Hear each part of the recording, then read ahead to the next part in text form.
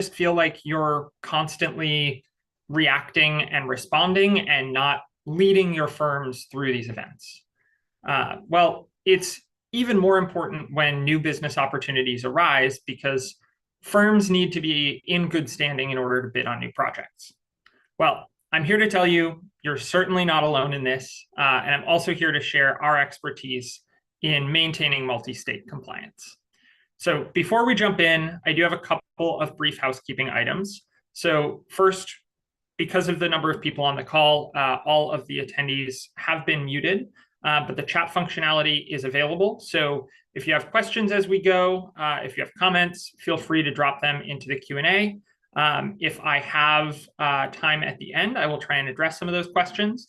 If we don't, someone will reach out and get you an answer via email after the webinar. And this webinar is being recorded, so you'll receive a copy of that recording after the session. And then finally, just a reminder that today's presentation is eligible for continuing education credit through Earmark. So once we get to the end of the presentation, I'll cover briefly how you can get your continuing ed credit for the session. Now, just by way of introduction, I'm Chris Masterson. I'm a marketing manager here at Harbor Compliance. My email address is obviously listed on the slide in front of you.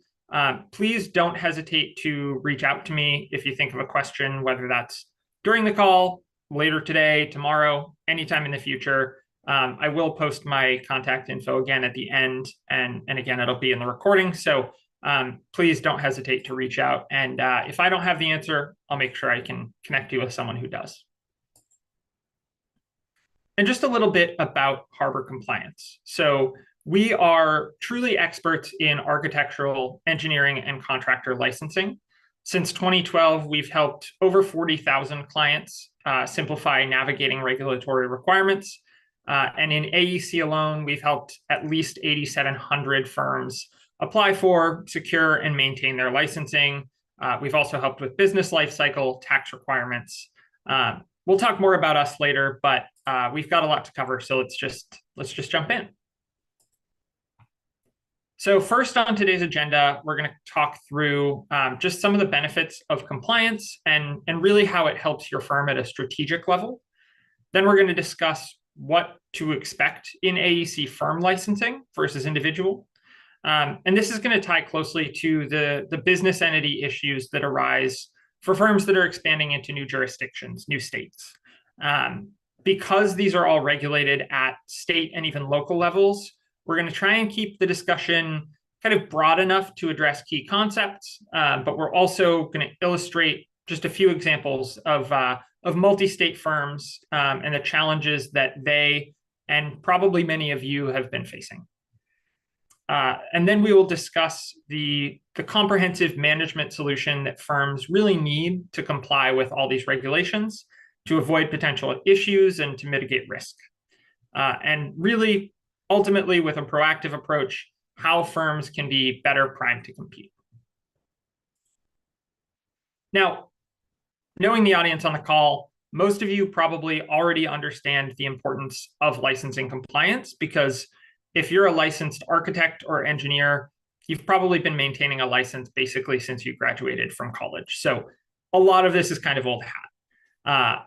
But what's really important to consider is also how maintaining that compliance can create value for your firm. One of the things that we'll cover today is why firms really need to focus on both the individual and the firm licenses in order to maintain good standing, and really the connection between the two, how they're really intrinsically linked.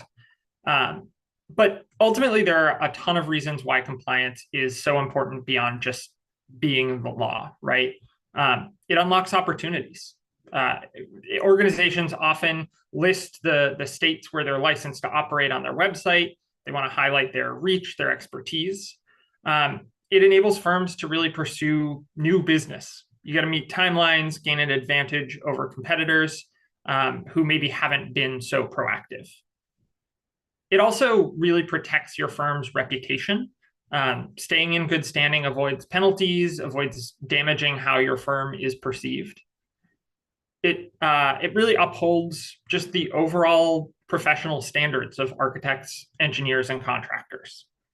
So obvious benefits there, but what does that licensing process actually look like? Again, as professionals, you know the basics of licensing. You know that AEC firms are regulated at state and local agencies just for public safety reasons. Licensing helps just build that public trust that the bridges and the buildings around us are safe and sound. You also know that licensing processes really require engineers and architects to do the basics. You've got to complete professional education. You've got to sit for the proficiency exams. You've got to keep up to date with your continuing education credits. And then you have to report all of that to state licensing boards as part of your renewal for your license. Now, you might also know that firms face very similar licensing requirements. So before companies can even begin to apply for these licenses, which you may also know as certificates of authorization, they need to really ensure that their legal entities meet certain requirements, often around naming, business structure, ownership, etc. Once those prereqs are met, they then have to register the legal entity, register the legal business with the Secretary of State. And what's really essential here is that they have to select at least one qualified individual as professional in responsible charge. This is also known as the qualifier. And they have to do this when they apply for their AEC firm license. Now from there, both the firm and the individual need to renew their licenses regularly, and the legal entity needs to maintain registration with the Secretary of State or whatever the local equivalent is. This link between the qualifier license and the firm certificate of authorization is absolutely essential. If a qualifier fails to maintain their license, it's going to put the entire firm's ability to do business in that jurisdiction at risk. Now, something that's really important to recognize is that even though each state might have its own unique requirements, which we're going to get into later, they don't exist in a vacuum, right? They're communicating with each other, they're talking with each other. Nearly every licensing board asks about legal and financial penalties that have occurred in other states. So that means that if you fail to complete your regular licensing requirements in one state, the damage is going to spread basically everywhere that you do business. If you lose good standing in one state, you can lose your eligibility to even apply for licenses elsewhere. Now, I want to jump into 4 of the most common challenges that we see managing AEC licenses. And that's going to be managing qualifiers, securing new licenses, managing renewals, and monitoring changes to requirements. So let's dive in with managing the individual licenses of the professionals tied to your certificate of authorization. These are referred to by a bunch of different names: professional and responsible charge, managing agent, qualifying professional, etc. For simplicity, just to keep things consistent on this call, we're just going to use the catch-all term qualifiers. A qualifier is the licensed individual who's designated on your firm's license as being responsible for the work in that state for the entire firm. Theirs is kind of the license on the line, if you will. Now, managing qualifiers is really critical for businesses because, like I just said, the licensure of the individual directly impacts the overall standing of the firm. The quote that you see here from the state of Illinois really illustrates the importance here. The design firm will become inoperable for all professions if the license of even one managing agent becomes inactive or not renewed. So that's why it is so essential to really stay on top of every single license for professionals in responsible charge at your firm. Now, in most states, if you don't have a licensed qualifier, your application for a firm license will be denied. On top of that, if there is any change in the qualifier's information, or if you change qualifiers altogether, that has to be reported pretty much immediately. There's a very short window in which you have to report that information. Usually it's 30 days, but depending on the state, it can sometimes be as little as 10. So it really is a pressing, immediate issue. We know that changes in qualifiers can happen for all kinds of little minor reasons, right? They can move their home address, they can get married and change their name. But there are also some really significant reasons, like if your qualifier departs the firm, right? Whether that's through retirement, resignation, if they just win the lottery and decide they're done, whether the changes are super sudden, like the lottery, or expected, like a retirement that you've seen coming. Firm managers really need to be ready to update state licensing boards immediately. So if an existing qualifier leaves and no one has the proper state license to replace them, somebody's going to have to sit for that exam, and they're not going to have a long time to do it. And if you fail to report these changes, states can and do assess pretty severe penalties for operating without a designated qualifier. That can be, financial penalties and fines, but it can also extend up to a full denial of the firm's right to practice. And since, like I said, almost every licensing board asks about legal action in other states, that damage is going to spread across all of your businesses. It's going to range from financial to reputational damage and everything in between. So that's why managing qualifiers truly mission critical. So what can you actually do to be proactive about this? What are some of the best practices? First, you just need to know which qualifiers are designated for each business entity in each state. Most states issue licenses to specific areas of specialty, right? So for engineering, that could be structural versus mechanical. For contractors, that could be residential versus commercial. Firms that are practicing in these multiple, areas of specialty and across states, you really need to know the licenses for each. When you attempt to register in a new state, this is going to mean that any qualifier generally has to be licensed in advance. So firms really have to be proactive, right? No one wants to miss out on a job opportunity because a qualifier wasn't licensed in time. Next, you've really got to ask your team, right? Do you know who your firm's qualifiers are currently? And do you know in which state and what entities they're acting in that capacity? If that person were to leave the firm tomorrow, who's going to step up and fill the role with maybe even just a few weeks or even days notice? Answering those questions can really identify the gaps that you need to address, right? Because lapsed licenses can incur penalties to reinstate. So it's better to just tackle it head on before you have a lapse. And once your licenses are all in order, you've got to work to really identify individuals who could step up as a replacement qualifier. Firms should work on having a contingency plan, especially in key jurisdictions where they're really vital to your business. One of the other things you have to really be proactive about is considering processing time at the state level.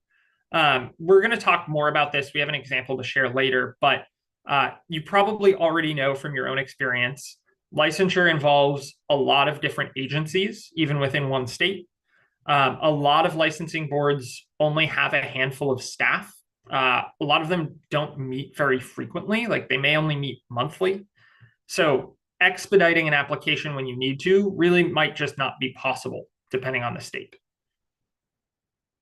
In the state of New York, which we're going to go into more detail later, it can take upwards of 4 months just to approve the formation of a design professional corporation. And that's assuming that all the proper paperwork was filed with the right agencies on time, no kind of errors in filing. That's just best case scenario.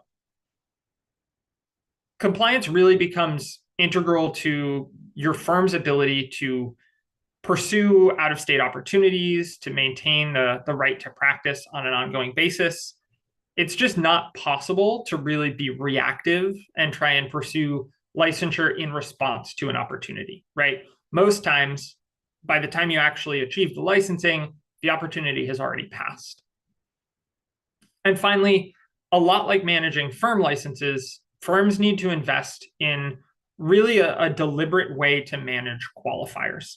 An ideal solution here would be software that tracks qualifier information across states, really gives management immediate visibility into who's licensed where, and can just spit out an actual actionable list of tasks, right?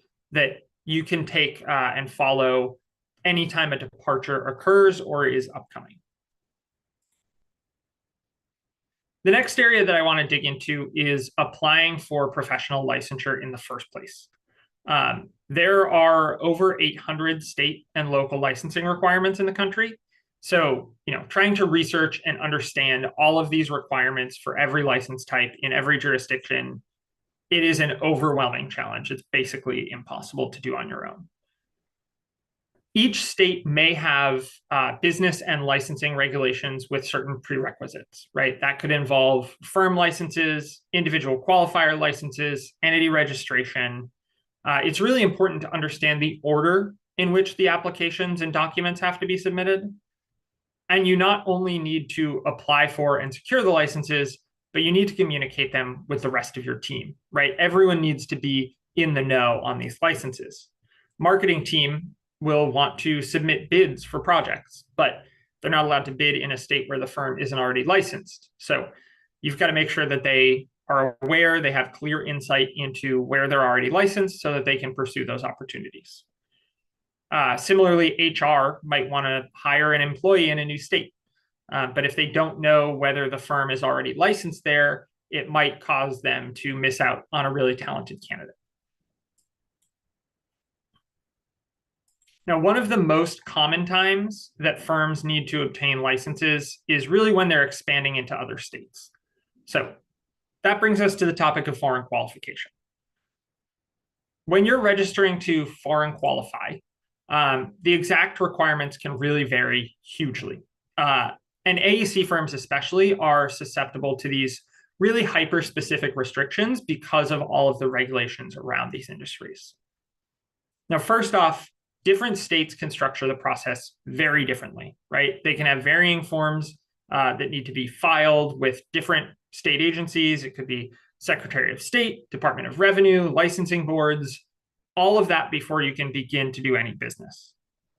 And because of these differences, there can also be a huge variation in processing time. Like I alluded to earlier, we're going to look at New York as an example, but it is one of the longest timelines in the country. It's also really important to research each state's process and really understand the order of operations. I started to allude to this a little bit, but there are orders of operations between agencies when you're registering your business in a new state. So we're going to take a look at that in a couple slides as well. Now, AEC firms really face business structure requirements when they're foreign qualifying. And again, because they're so highly regulated, this applies to AEC firms more than almost any other type of business. Now, you're probably already familiar with certain kind of professional entity types. So professional corporation, professional association, PLCC, professional limited liability company. Professional entities are registered and named at the state level, and these requirements differ from state to state. So some states might have really distinct name requirements for AE firms. In a lot of states, only companies that are authorized and licensed to practice architecture and engineering are able to use those terms in their legal name. Other states actually require that those terms appear in the license name. So it becomes pretty tricky when you have a company that was formed in a state with certain requirements, trying to now expand into a state that has different requirements, where your name may not perfectly meet them. In that case, you're probably going to end up with what's called an assumed name in the new foreign state. And that's going to include whatever terminology you need to comply in that jurisdiction. And the forced assumed name is really going to be used on everything in that state. So tax accounts, firm licenses, contracts, invoices, end to end. Now, as a matter of consumer protection, states want the principals of AEC firms operating in their state to be licensed, right? They have to be qualified to run the practice. But again, states have varying ownership thresholds. So who the principal is can really vary state to state. And that's something that you'll also have to consider when you're expanding. And again, while you're expanding into all these new states, you can't forget about things like tax registration. So as you go through this expansion process, it just becomes more and more challenging to lean on all kinds of different tools and different vendors depending on the jurisdiction. So centralizing all of this in one platform can really make the expansion process far easier. You really need somewhere where you can always go for the right, correct, up-to-date information. You see the QR code on the slide here. Harbor Compliance has put together a really comprehensive guide for foreign qualification. So definitely use that as a resource. It is completely free. So you can follow the link there and download that guide, which is a really big help. Now, before we move on to the next slide, I do want to ask our first poll question. So you should see that pop up on your screen in just a minute. And what we're looking to talk about a little bit here is expanding registrations. So to start, does your firm need or plan to register in additional states within the next 6 months? So do you have expansion across state lines planned currently? And I'll give just a minute for some responses to roll in here.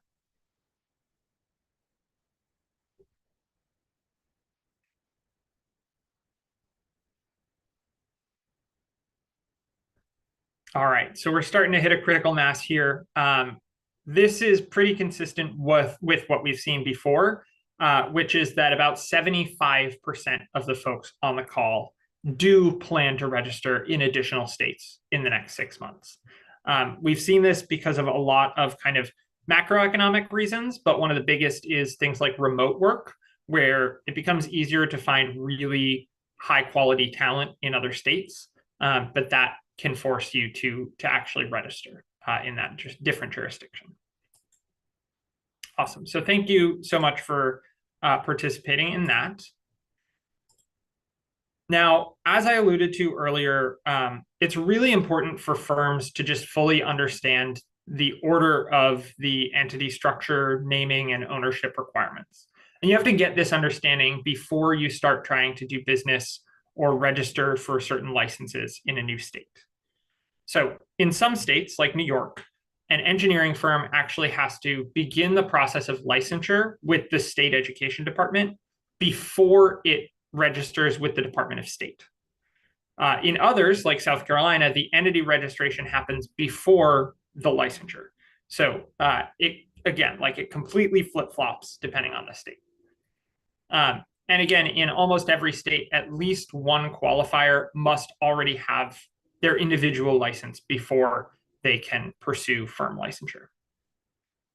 So with all these different requirements and restrictions, what a lot of firms actually end up doing is they create entirely new entities, legal entities, for their work in different states. And the advantage of this is that it allows them to really better meet the structuring and naming requirements for each jurisdiction. The downside is that each unique entity also has its own BOI filing requirements. So creating multiple entities creates additional reporting obligations on that side of things. Now, for those who aren't already aware, the federal government is now requiring all business entities to file information about their beneficial owners as part of the Corporate Transparency Act. The CTA was passed a few years back, but this aspect of it is really taking effect in 2024 with end-of-year deadlines. So what the beneficial ownership information reporting requirement does is it really is meant to help the Department of Treasury to try and prevent and investigate financial crimes. So things like money laundering, right? Important things that we want to make sure we're preventing. This applies at the business entity level. And according to the Department of the Treasury, there's about 32 million different entities that have to file this year, and then 5 million per year after that, estimated to be newly formed businesses that will have to file. We have a ton of resources on BOI in our information center on our website. We've got a webinar coming up, I believe is 1 week from today. So I definitely encourage you to go take a look at this, learn more about this requirement if you're not familiar with it, or if you haven't already filed. As part of my role here, I am sort of the interior expert, internal expert for this topic. So if you have questions about this, feel free to email me directly. Again, my email address will be at the end of the webinar, but I'll be more than happy to address any questions here. But really, the most important thing to know is if you're creating separate entities for different states, you're going to have to file BOI for each of them. So I alluded to this a couple times. Let's dig into what it actually looks like to obtain licensure in a new state. This is an example of a really fast-growing firm from Maryland, and they are starting a new employee in the state of New York in a month. So they've got a 30-day lead time. Now, in New York, foreign registration with Department of State can take several weeks on its own. To set up the domestic design professional corporation can take months. So you couple that with the time that it takes for the Department of Taxation and Finance to process tax registrations, for the Department of Labor to set up unemployment tax accounts, you're conservatively adding another 3 weeks to a month. So that means that really, when you add it all up, you want to get started on this 15 weeks before the employee's start date. Any delays in there will, jeopardize the ability to bring on this employee, onboard them, and start paying them. And really, there are not a ton of situations where an employee is willing to wait 15 weeks for a start date, right? So that in itself is going to be a challenge. And firms everywhere are running into the same issue. This is not unique to New York. They are on the longer side, but every state has a pretty lengthy process here. So, filing and securing various registrations across agencies like this takes a lot of time and a lot more than most people estimate. So with out-of-state registration, it just really isn't practical to wait until you have an employee that's ready to start. It's not efficient to repeat this whole scramble each time you're entering a new state. So management, especially legal and HR, really need to be in lockstep on this. And they need to be reviewing things like hiring pipeline and ensuring that there are registrations in order as soon as it becomes feasible. Now, the next area that I want to talk through is renewals, which is a fairly lengthy topic, but we've done what we can to compress it here for you. So you're all set up, you're fully licensed in a new state, but eventually, maybe a year later, maybe 2, you've got to renew those licenses. So what all does that entail? So there are obviously obligations that every business has that has to be renewed regularly. We've already covered some of these: qualifier licenses, firm licenses, Secretary of State registrations, any unique state requirements. Renewal applications usually also require some proof of good standing from the Secretary of State. So keeping all of this up to date, again, essential because of the consequences of a missed filing. Immediately, there can be late fees. They can increase all the way to administrative action, denial of the right to operate. So that is what you really want to avoid. If it does happen, it can often be undone through a process called reinstatement, where the firm has to pay all their back taxes and filing fees and penalties, but it is pretty costly. It's really lengthy, and it essentially goes on your business's permanent record. So future states will be able to see it. Now, sometimes we run into firms who have an entity that no longer operates in a given state. So they decide that they just don't want to pay the fees. They don't want to keep up the obligation to maintain that license. But then months later, they find a great opportunity there, a brand new project they want to bid on. But at this point, you've fallen out of good standing and you've got to play catch up. and you end up paying more in reinstatement fees than it would have just cost in the first place. The more cost-effective option here is really either to withdraw the entity and then re-foreign qualify if needed, or to just maintain an agent and file the necessary annual reports the whole time, and that way you're good to go if another opportunity arises. Now, in general, maintaining an entity and closing it down properly are both less expensive and less risky than letting something lapse into non-compliance. Now, we've broken down the full renewal process into 4 steps here: research, prepare, submit, and monitor. So starting with research, the important thing here is that you take time to know exactly what you need to file in order to renew all your licenses. And yes, that includes most of the materials that you already submitted for your initial application. But requirements also change year to year. State governments update their processes, so there may be new things in this process. Now, once you're licensed in a given jurisdiction, your firm is going to have a licensed ID number. You're going to have registration dates, renewal deadlines, and these continuously changing requirements that you're going to have to navigate. With over 1,500 different AEC filings around the country, again, trying to keep up with these changes to requirements is impossibly time-consuming. And as the firm grows, becomes licensed in multiple jurisdictions or different specialties, that complexity is just going to increase. Now, you also have to ensure that you capture updated information from your registered agent, like I said before, whether that's new qualifications, updates to name or address, or just bringing in a new registered agent entirely. And you're also going to want to check for any changes to your business information documents. And maybe most importantly, you've got to check changes to your state's forms and fees, right? Even if the overall process hasn't changed, there may be new questions on certain forms. There may be different fees associated. So you have to really be diligent. Now, in addition to updating that requirement, states constantly changing formats, like I said, so it just becomes tricky to try and stay on top of all of it. So once you've done all that research and you know what's actually needed, the next step is going to be gathering the information so that you can submit it with your renewal. There can be a whole bunch of stuff to pull together from a lot of different people in different places, so you have to make sure to leave a lot of lead time to avoid those late fees. Now, nearly every single state requires business entities to file some kind of an updated annual report just to make sure that it keeps current information on record. Because each state has unique deadlines, multi-state businesses can face deadlines throughout the year, right? These reports can be due on a yearly or a biennial basis. It could be on the first of the year or the first of a month. It could be on the anniversary of your original licensing. So you've really got to stay on top of the calendar as well as the specific requirements. And as you file, you've got to file annual financial statements, proof of qualifiers licenses, continuing education certificates.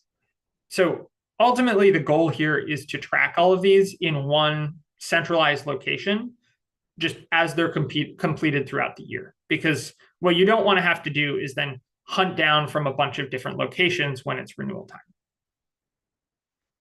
The other thing you'll want to do is to pull your current surety bonds, insurance documentation, make sure that all of that is in good standing and compliant with tax requirements. A lot of states also require the business to file and pay taxes to maintain corporate good standing. So we see this in California, New York, Texas.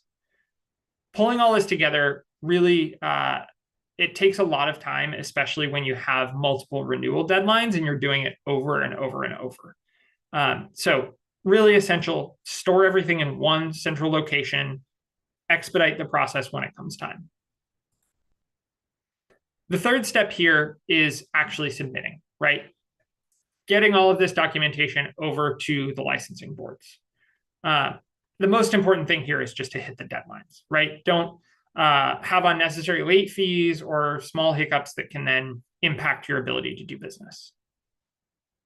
You want to make sure you're tracking each state's renewal cycles. Like I said, whether they're yearly, biennial, what date of the year. Now, a lot of firms expect their individual engineers to really be managing their own continuous education credits and their licensing renewals. But the problem here is that really puts a lot of risk on the firm because the firm then has no oversight into it. And because, like we said, just one lapsed license can throw a firm into chaos, you really want to invest in some solution that at a minimum gives management insight into the status of practitioners at any time. Then finally, you want to be aware the more jurisdictions you expand into, the more complex and the more time consuming this is going to be. You've got to be sure you're allocating the right resources, implementing the right systems, really streamlining this. Relying on something like a spreadsheet or manual reminders, it's a recipe for disaster, right? You're going to hit a critical lapse at some point. That's going to cause financial penalties. It really risks a gap in the ability to just operate and secure new business. And finally, once you've finished your renewal application, you've been approved, you've still got to monitor for future changes. So, like I said, state legislatures are always passing new regulations, new department level changes. It's really essential to stay up to date on those. And that can be overwhelming if you're operating in multiple states. So some states require you to file immediate updates to your license for certain events. So I mentioned earlier, a change in qualifier requires an immediate filing. You need to make sure that you know exactly what these triggering events are that are going to require these maintenance filings or updated filings, because those deadlines also carry pretty hefty penalties. Finally, you just want to ensure you're maintaining good standing with the Secretary of State, the Department of Revenue. That means being on top of your taxes and fees, maintenance filings, documentation, all of that good stuff. Now, as I said earlier, a lot of licensing jurisdictions stipulate that the business has to maintain internal records and follow governance and ownership requirements. These may or may not need to be reported as part of the renewal application, depending on the state. But the licensing agencies do have the authority to enforce and penalize these if there are violations. We have one customer who's headquartered in Texas, but they now operate 23 wholly owned subsidiaries across 9 states. And as they went through their expansion, they really found that a lot of subsidiaries weren't keeping their compliance data very well organized. And their executive administrator was really spending more time on these licensing filings and organization than her actual primary job responsibilities. Once they adopted a centralized platform, they were able to automate renewals, reporting, regulatory tasks, and just track all of the updated requirements easily. So to recap, it's a lot to keep track of, especially if you're across multiple states. So you can see on the slide here, 800 plus AEC licenses, 1,500 plus AEC license filings, 2,000 plus US filing authorities, and 20,000 unique filings across Secretary of State, licensing, tax. Plus, each state has its own continuing education, professional development hour requirements. So to try and track all of these requirements, we have a few best practice recommendations. First is just to conduct a review each year. This isn't just a review of documentation and business information. It's really meant to be a review of your internal processes. You really should look at how you can better manage internal records to make sure that you're filing quickly when the time comes, that the appropriate members of your team have access and visibility for your licenses, and also for upcoming deadlines. Second, you want to make sure that you're incorporating new requirements into your licensing and compliance management system. So as requirements change, manual systems like spreadsheets and things like that, they're going to become outdated, right? You've got to update them regularly, both for the actual information, but also for the requirements. Finally, just allowing ample time to complete both new applications and filings. If there's one thing you should take away from this presentation, and I hope I've communicated it well, it's that this process takes way more time than you would initially think. So you never want to wait until the last minute to start a renewal process. So we do have some proactive strategies for compliance. Before we jump in there, I just want to open up another polling question, this time looking at license management. So you should see the question popping up now. How is your firm currently managing professional licenses? Are you using something like spreadsheets? Are you using an internal system, maybe homegrown or a combination of tools, a third-party provider like Harbor Compliance or something similar? Or maybe you have an attorney who's handling a lot of this for you.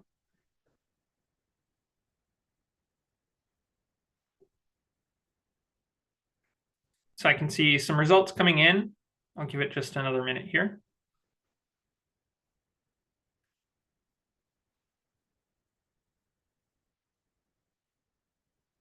Great. So this, again, is fairly consistent with what we've seen. Only about a quarter are using a third-party provider for this. The remaining 75% are using some combination of spreadsheets and internal homegrown type systems. So again, I've kind of covered it, but spreadsheets can become outdated. Internal systems can be risky if they're not constantly updated and maintained. So hopefully a lot of what I've been talking through has kind of resonated here.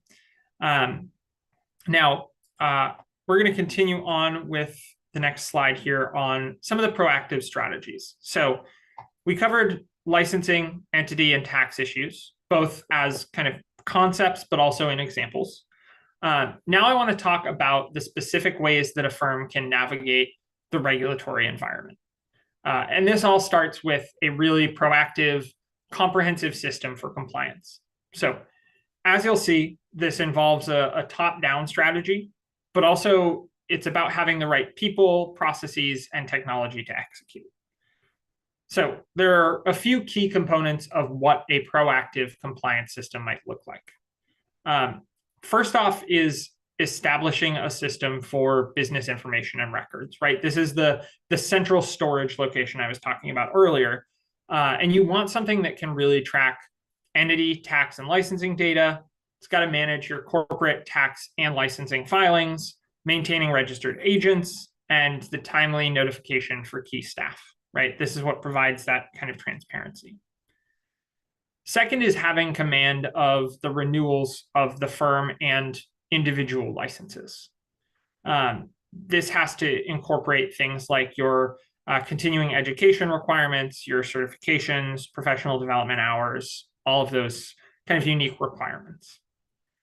And then finally, you have to be defining your internal roles and processes. Everyone has to be on the same page about who is responsible for what and what tasks they have to complete in order to keep the full team on top of it. Now, to be clear, every firm is unique, right? No two businesses are going to be the same. What's here is it's meant to be general in nature, but it's based on our extensive experience working with organizations of all sizes in AEC. Really, our goal here is to encourage you to take these ideas, right? Take this structure back to your management team, to your legal counsel, and allow it to kind of shape your overall compliance program, but adapt it to your unique needs, right? Make sure that it is custom to your business. Now, Harbor Compliance does offer a solution to the challenges that we've talked about today, right? We've taken these strategies, we've built a suite of both services and software around these challenges.